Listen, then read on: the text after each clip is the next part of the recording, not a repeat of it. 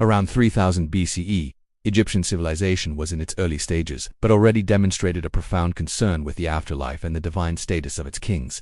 The first royal tombs were simple, rectangular constructions of mud, bricks, or stone, known as mastabas. These were modest structures, designed to house the deceased pharaoh and his belongings, serving as a point of connection between the world of the living and that of the dead. However, the ambition and the need to manifest divine power in a more grandiose way would soon lead to an architectural revolution. This revolution began with Pharaoh Giza of the 3rd dynasty, around 2667 to 2648 BC. Giza was no ordinary pharaoh. He had a vision of eternity and an architect, equal to his genius Imhotep. More than a mere builder, Imhotep was a legendary polymath, a vizier, physician, priest, and the first architect known by name in history.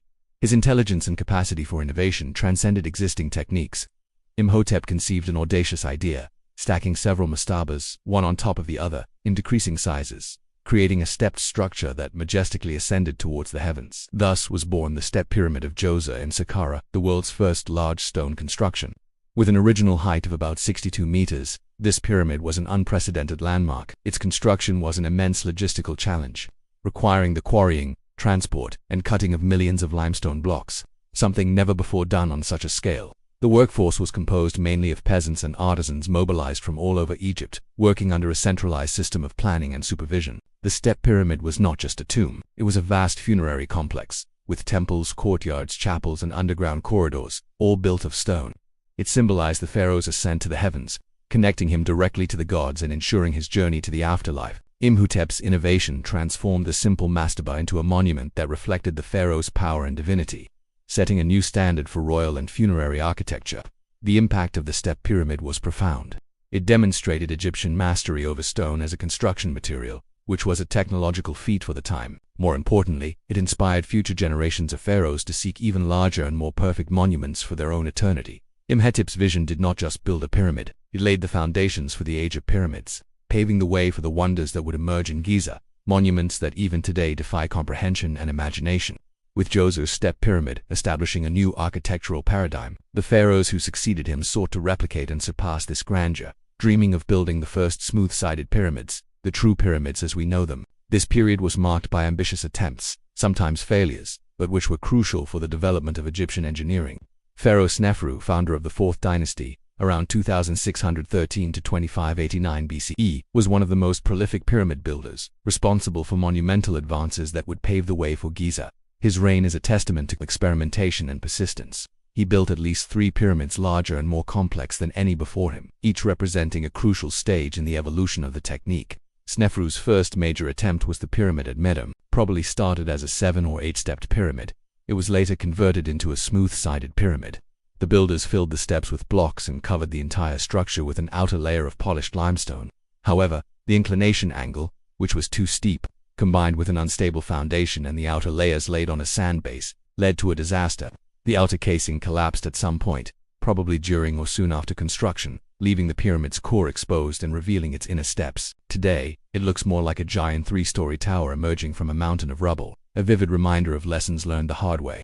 Learning from the errors at Medum, Snefru began his next masterpiece in Dasha, about 40 kilometers south of modern Cairo. This is the famous bent pyramid.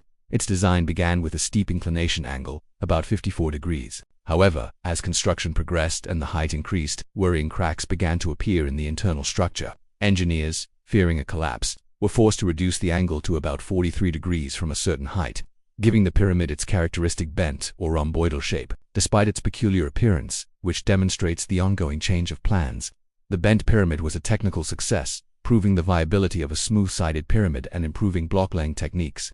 Determined to build a perfect smooth-sided pyramid before he died, Snefru began a 3rd pyramid, also in Dasha, known as the Red Pyramid. This one, indeed, achieved perfection, with a constant inclination angle of 43 degrees, similar to the upper part of the bent pyramid. It became Egypt's first true smooth-sided pyramid, with its originally gleaming exterior casing. At about 104 meters high, the Red Pyramid was, for a time, the tallest structure in the world. It represented the pinnacle of centuries of experimentation and total mastery over large-scale stone construction. Snefru's pyramids, although less famous than those of Giza, were the engineering laboratories that made his sons and successors wonders possible. Each challenge, each angle adjustment, each new method of transporting and laying blocks contributed to the accumulated knowledge. The transition from mastabas to Giza's stepped pyramid and then to Snefru's experimental pyramids, demonstrates an accelerated learning curve culminating in the perfect form that would soon adorn the Giza plateau. The stage was set for the golden age of monumental construction. The quest for the perfect pyramid reached its zenith on the Giza plateau, a carefully chosen site on the west bank of the Nile, near the capital Memphis. There, 3 pharaohs of the 4th dynasty, Snefru's successors, erected the most famous and enduring structures of antiquity, the pyramids of Khufu, Khafre, and Menkaure. The largest and most impressive of all is the Great Pyramid of Khufu, also known as the Pyramid of Cheops, built around 2580 to 2560 BCE, originally about 146.6 meters high with a base of approximately 230 meters per side. It held the title of the world's tallest structure for over 3,800 years. It is estimated that about 2.3 million stone blocks were used, with an average weight of 2.5 tons each, although some blocks in the upper burial chamber could weigh up to 80 tons. The construction of the Great Pyramid was a logistical operation of unimaginable scale. The workforce was vast, but archaeological evidence suggests they were not slaves, but rather skilled seasonal workers, artisans and peasants mobilized during the Nile flood season, when agriculture was unfeasible. These workers lived in settlements near the construction site, with access to food, shelter, and even medical care, indicating a highly organized and hierarchical system. It is estimated that 20,000 to 30,000 workers could have been employed during peak periods, operating for approximately 20 years. Construction methods, though still debated, involved transporting limestone blocks, many quarried locally from the Giza plateau itself, and white limestone for the outer casing coming from Tura across the Nile. Granite blocks, used in internal chambers and passages, were transported from Aswan, over 800 kilometers to the south. It is believed that inclined ramps, which varied in design as the pyramid rose, were used to drag the blocks to the top, with the help of rollers, sleds, and a large number of men. The precision in placing the blocks, some with gaps of only half a millimeter, demonstrates an advanced knowledge of geometry and engineering. Next to the Great Pyramid stands the Pyramid of Khafre, son of Khufu, built around 2558 to 2532 BCE at 136.4 meters in original height. It appears to be the tallest due to its location on slightly higher ground and because it retains part of its original casing at the top. Beside his pyramid is the iconic Great Sphinx of Giza, a colossal limestone statue with the body of a lion and a human head, likely representing Khafre. The Sphinx, about 20 meters high and 73 meters long, is a mystical guardian of the funerary complex, carved from a single rock outcrop. The third and smallest of the Giza pyramids belongs to Menkaure, son of Khafre, built around 2532 to 2503 BCE at about 65 meters in original height. It is notable for its partial casing of pink granite, an even more difficult material to work with and transport, which gives it a distinct beauty and prestige. The purpose of these pyramids was not merely as tombs. They were elaborate funerary complexes, designed to ensure the pharaoh's journey to the afterlife and his union with the gods, thus ensuring the continuity of prosperity for Egypt. Each pyramid was part of a larger system, which included mortuary temples, processional causeways, and smaller satellite pyramids for queens and members of the royal family, as well as mastabas for high-ranking nobles. Giza became a true acropolis of the pharaohs, a portal to eternity and a symbol of unwavering Egyptian faith in the cycle of life, death, and rebirth. The golden age of pyramid building in ancient Egypt reached its apex in Giza. However, the Great Pyramids did not mark the end of the tradition, but rather a decisive turning point. After the 4th dynasty, which saw the pyramids reach their maximum glory, subsequent constructions became progressively smaller and less elaborate. Pharaohs began to focus more on temple complexes and rock-cut tombs, such as those found in the renowned Valley of the Kings. Giza's grandeur was never surpassed, perhaps because the vast amount of resources, labor, and time required for such undertakings became unsustainable for the empire's economy, or because the pharaoh's theological and political purpose over time evolved, seeking other ways to express their divinity and ensure their journey to the afterlife. Despite centuries of research and technological advancements in archaeology, the pyramids of Giza, especially the monumental Great Pyramid of Khufu, continue to be shrouded in mystery. The main question that puzzles archaeologists, historians, and engineers worldwide is, how exactly were they built? The most widely accepted theories today involve the use of vast ramps, which could be inclined, spiral, or a combination of both, allowing for the dragging and lifting of millions of stone blocks. Modern experiments and archaeological finds in quarries and work sites near the pyramids provide evidence for the use of sleds, levers, and even internal ramps, but the exact mechanics of lifting massive blocks, some weighing tens of tons, to such impressive heights still generates intense debate and much speculation. The precision in aligning the pyramids with the cardinal points and the exactness of their measurements, even with the rudimentary technology of the time, is another enigma that demonstrates a surprising astronomical and mathematical knowledge on the part of the ancient Egyptians, suggesting a mastery that transcends what would be expected from their era. Beyond their primary function as royal tombs, the pyramids' purpose transcended the mere burial of the pharaoh's body.